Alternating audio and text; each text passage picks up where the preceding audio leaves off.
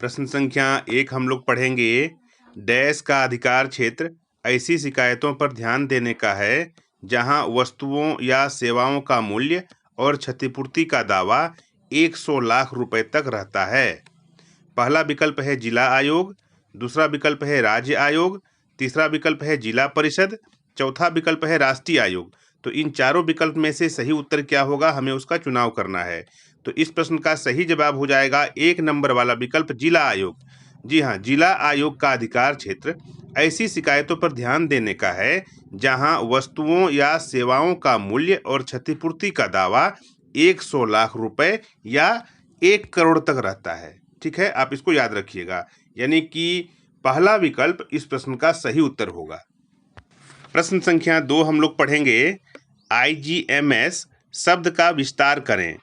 पहला विकल्प है इंश्योरेंस जनरल मैनेजमेंट सिस्टम, दूसरा विकल्प है इंडियन जनरल मैनेजमेंट सिस्टम, तीसरा विकल्प है इंटीग्रेटेड ग्रीवांस मैनेजमेंट सिस्टम, चौथा विकल्प है इंटेलिजेंस ग्रीवांस मैनेजमेंट सिस्टम। तो इन चारों विकल्प में से सही उत्तर क्या होगा, हम लोगों को उसका चुनाव करना है। तो इस प्रश्न का सही जवाब हो जाएगा तीसरा नंबर का विकल्प इंटीग्रेटेड ग्रीवांस मैनेजमेंट सिस्टम। इसका हिंदी हो जाएगा एकीकृत शिकायत प्रबंधन प्रणाली, यानी कि IGMS का विस्तार करें। इसका सही विकल्प हो जाएगा तीसरा नंबर का विकल्प इंटीग्रेटेड ग्रीवांस मैनेजमेंट सिस्टम। इस चीज को आप याद रखिएगा।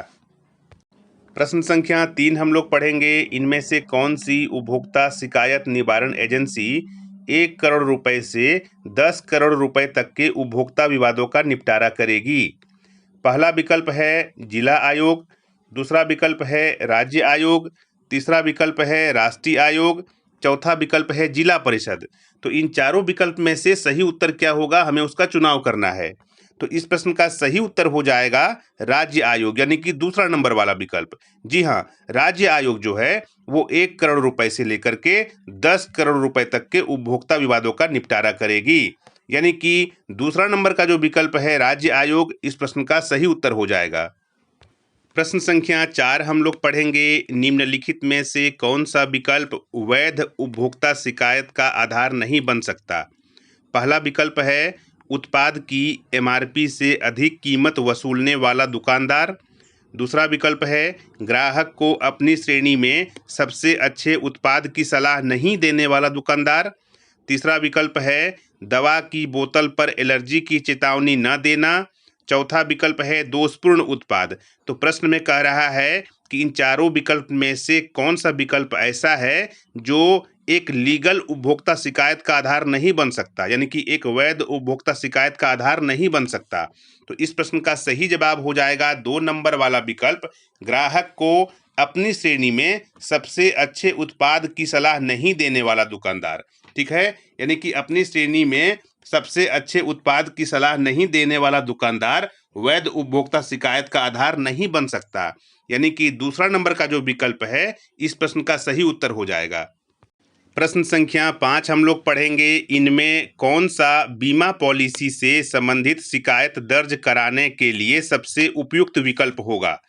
पहला विकल्प है पुलिस, दूसरा विकल्प है सर्वोच्च न्यायालय, तीसरा विकल्प है बीमा लोकपाल, चौथा विकल्प है जिला न्यायालय। तो इन चारों विकल्प में से सही कथन का चुनाव करना है।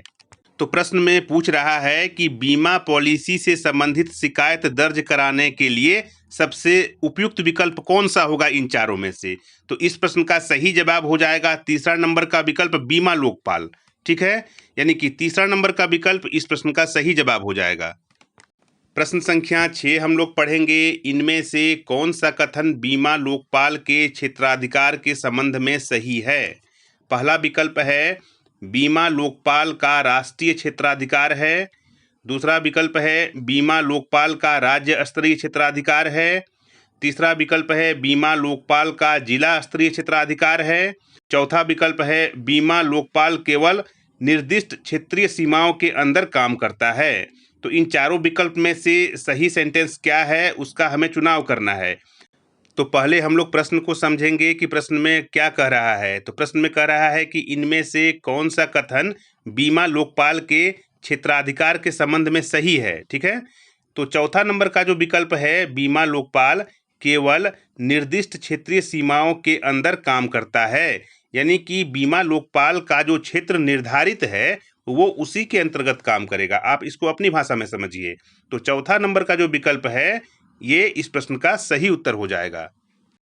प्रश्न संख्या 7 हम लोग पढ़ेंगे, बीमा लोकपाल के पास शिकायत कैसे की जाएगी। पहला विकल्प है शिकायत लिखित रूप में की जाएगी। दूसरा विकल्प है शिकायत फोन पर मौखिक रूप से की जाएगी। तीसरा विकल्प है शिकायत आमने सामने मौखिक रूप से की जाएगी। चौथा विकल्प है शिकायत अखबार में विज्ञापन के माध्यम से की जाएगी। प्रश्न में पूछ रहा है कि बीमा लोकपाल के पास हम शिकायत कैसे कर सकते हैं। तो इस प्रश्न का सही विकल्प हो जाएगा शिकायत लिखित रूप में की जाएगी। यानी कि पहला नंबर का जो सेंटेंस है, पहला विकल्प है, इस प्रश्न का सही जवाब हो जाएगा।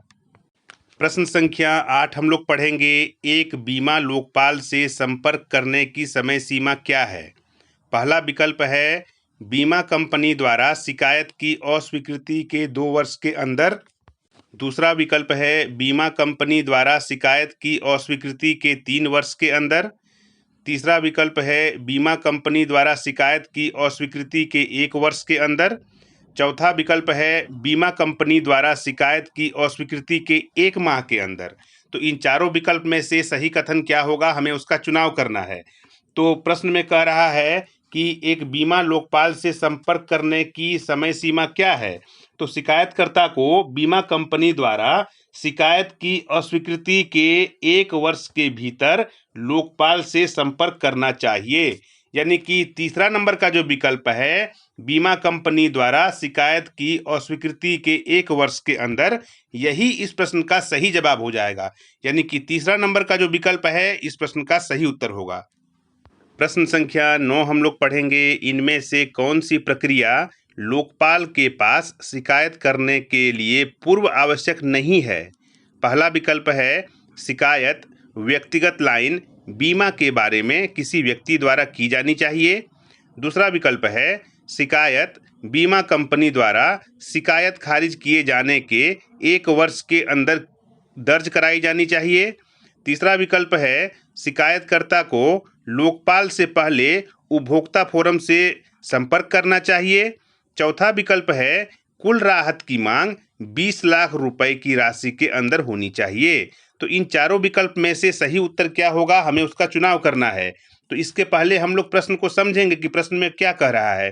कह रहा है कि इनमें से कौन सी प्रक्रिया लोकपाल के पास शिकायत करने के लिए पूर्व आवश्यक नहीं है। यानी कि इन चारों में से कौन ऐसा प्रक्रिया है जो हम लोकपाल के पास कंप्लेन करेंगे उसके पहले जरूरी नहीं है। ठीक है, आप इसको इस प्रकार से समझिए। तो आप याद रखिएगा कि शिकायतकर्ता को लोकपाल से पहले उपभोक्ता फोरम से संपर्क करने की आवश्यकता नहीं है। ठीक है, यानी कि तीसरा नंबर का जो विकल्प है शिकायतकर्ता को लोकपाल से पहले उपभोक्ता फोरम से संपर्क करना चाहिए, यही आवश्यक नहीं है, यही सेंटेंस जरूरी नहीं है। अगर हम लोकपाल के पास शिकायत करते हैं तो ये सेंटेंस आवश्यक नहीं है। आप इसको इस प्रकार से समझिए। प्रश्न संख्या 10 हम लोग पढ़ेंगे, क्या लोकपाल के पास शिकायत दर्ज कराने के लिए कोई फीस शुल्क भुगतान करने की आवश्यकता है। पहला विकल्प है 100 रुपये की फीस भुगतान करने की आवश्यकता है। दूसरा विकल्प है कोई भी फीस या शुल्क भुगतान करने की आवश्यकता नहीं है। तीसरा विकल्प है मांगी गई राहत का 20% फीस के रूप में भुगतान किया जाना चाहिए। चौथा विकल्प है मांगी गई राहत का 10% फीस के रूप में भुगतान किया जाना चाहिए। तो इस प्रश्न का सही जवाब हो जाएगा दूसरा नंबर वाला विकल्प, कोई भी फीस या शुल्क भुगतान करने की आवश्यकता नहीं है। यानी कि दूसरा नंबर वाला विकल्प जो है इस प्रश्न का सही जवाब हो जाएगा। प्रश्न संख्या 11 हम लोग पढ़ेंगे, क्या निजी बीमा कंपनी के विरुद्ध शिकायत दर्ज की जा सकती है। पहला विकल्प है शिकायत केवल सार्वजनिक बीमा कंपनियों के विरुद्ध दर्ज की जा सकती है।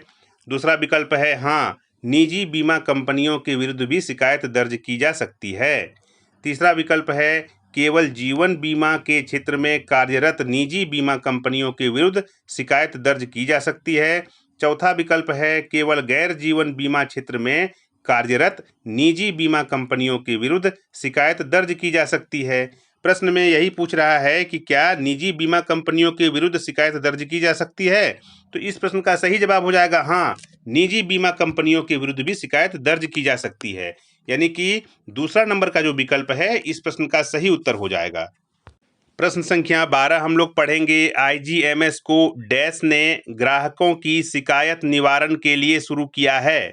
पहला विकल्प है भारतीय जीवन बीमा निगम, दूसरा विकल्प है भारत सरकार, तीसरा विकल्प है सर्वोच्च न्यायालय, चौथा विकल्प है इरडा। तो इन चारों विकल्प में से सही उत्तर क्या होगा, हमें उसका चुनाव करना है। तो इस प्रश्न का सही जवाब हो जाएगा चौथा नंबर वाला विकल्प इरडा। यानी कि आईजीएमएस को इरडा ने ग्राहकों की शिकायत निवारण के लिए शुरू किया है।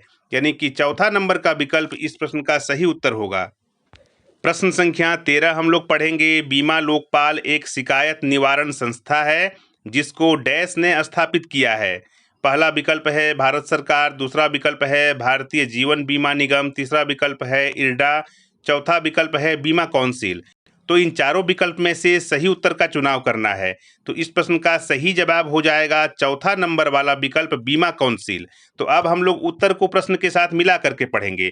बीमा लोकपाल एक शिकायत निवारण संस्था है जिसको बीमा काउंसिल ने स्थापित किया है। यानी कि चौथा नंबर का विकल्प इस प्रश्न का सही उत्तर हो जाएगा। प्रश्न संख्या 14 हम लोग पढ़ेंगे। बीमा लोकपाल द्वारा पास किया गया एक अवार्ड किसके लिए बाध्य होता है। पहला विकल्प है बीमित, दूसरा विकल्प है बीमाकर्ता, तीसरा विकल्प है बीमा अभिकर्ता, चौथा विकल्प है बीमा ब्रोकर। तो इन चारों विकल्प में से सही उत्तर क्या होगा, हमें उसका चुनाव करना है। तो इसके पहले हम लोग प्रश्न को समझेंगे। प्रश्न में क्या कर रहा है कि बीमा लोकपाल द्वारा पास किया गया एक अवार्ड किसके लिए बाध्य होता है। यानी कि बीमा लोकपाल जो फैसला सुनाती है वो किसके लिए बाध्य होता है। तो इसका उत्तर हो जाएगा बीमाकर्ता। बीमाकर्ता यानी कंपनी के लिए बाध्य होता है। यानी कि बीमा लोकपाल जो फैसला सुनाती है उसे बीमाकर्ता को पूरा करना होता है। यानी कि वो कंपनी के लिए बाध्यकारी होता है। यानी कि बीमा लोकपाल द्वारा दिया गया फैसला बीमाकर्ता या कंपनी को बाध्य करती है उसे पूरा करने के लिए। ठीक है, यानी कि दूसरा नंबर का जो विकल्प है बीमाकर्ता इस प्रश्न का सही उत्तर हो जाएगा। प्रश्न संख्या 15 हम लोग पढ़ेंगे। एक बीमा धारक द्वारा बीमा कंपनी की सेवाओं की कमी के विरुद्ध शिकायत दर्ज कराने का कौन सा उपयुक्त फॉर्म है। पहला विकल्प है राज्य का हाई कोर्ट, दूसरा विकल्प है इरडा, तीसरा विकल्प है भारतीय जीवन बीमा निगम, चौथा विकल्प है उपभोक्ता फोरम। तो इन चारों विकल्प में से सही उत्तर क्या होगा, हमें उसका चुनाव करना है। तो इसके पहले हम लोग प्रश्न को समझेंगे। प्रश्न में क्या कह रहा है कि एक बीमा धारक द्वारा बीमा कंपनी की सेवाओं की कमी के विरुद्ध शिकायत दर्ज कराने का कौन सा उपयुक्त फॉर्म है। मान लेते हैं कि कोई बीमा धारक है, कोई बीमा कस्टमर है मान लेते हैं, ठीक है, और बीमा कंपनी से उसको सही सेवा नहीं मिल रहा है। तो इसके विरुद्ध वो शिकायत कहाँ दर्ज कर सकता है ग्राहक, इन चारों विकल्पों में से। तो इसका सही पॉइंट हो जाएगा चौथा नंबर वाला विकल्प उपभोक्ता फोरम। यानी कि ग्राहक उपभोक्ता फोरम में इसके खिलाफ शिकायत कर सकता है कि हमें कंपनी से सही सेवा नहीं मिल रही है। ठीक है, आप इसको इस प्रकार से समझिए। तो चौथा नंबर का जो विकल्प है इस प्रश्न का सही जवाब हो जाएगा। एक अंतिम प्रश्न में पढ़ रहा हूं, प्रश्न संख्या 16। इसका उत्तर आपको कमेंट में देना है। ये बोनस क्वेश्चन है। बीमा लोकपाल कितने शहरों में स्थापित किया गया है। पहला विकल्प है 22, दूसरा विकल्प है 20, तीसरा विकल्प है 16, चौथा विकल्प है 17। तो इन चारों विकल्प में से सही उत्तर क्या होगा ये आपको कमेंट में लिख करके बताना है। ठीक है, तो हमें आपके उत्तर का इंतजार रहेगा।